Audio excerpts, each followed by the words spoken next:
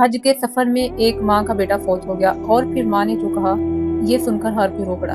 السلام علیکم، امید ہے آپ سب خیر و عافیت سے ہوں گے اور انشاءاللہ آپ کا رمضان بہت اچھا گزر رہا ہوگا۔ الحمدللہ میں بھی ٹھیک ٹھاک ہوں۔ آج میں آپ کے ساتھ ایک ایسا واقعہ شیئر کرنے جا رہی ہوں جو نہ صرف دل کو چھو لے گا بلکہ ہمیں سبق درس بھی دے گا۔ ایک دیہاتی عورت حج کرنے آئی اور اس کے ساتھ اس کا بیٹا بھی تھا، مگر سفر میں اس کا بیٹا وفات پا گیا۔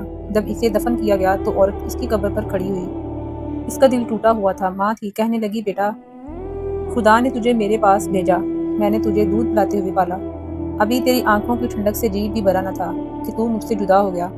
اور کہتی رہی کہ اے میرے لال، دنیا نے تجھ پر فنا کی چادر تان دی، مجھے تیرے بعد غم میں چھوڑ دیا۔ پھر آسمان کی طرف دیکھ کر دعا کی، اے اللہ اس کی تنہائی پر رحم فرما، اس کی وحشت کو دور کر اور اس کی کمزوری کو چھپا لینا۔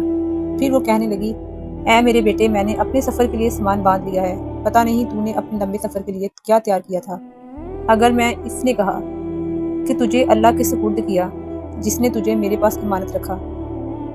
یہ واقعہ ہمیں سکھاتا ہے کہ صبر کتنا بڑا مقام رکھتا ہے اور اللہ کی رضا پر راضی رہنا ہی اصل کامیابی ہے۔ اللہ ہمیں بھی صبر عطا فرمائے۔ اگر آپ کو ایسی اسلامی اور سبق آموز ویڈیو پسند ہیں تو میرے چینل کو سبسکرائب ضرور کیجیے گا اور اپنی رائے کا اظہار کمنٹ میں ضرور کیجیے گا۔ ملتے ہیں اگلی ویڈیو میں، تب تک کے لیے اللہ حافظ۔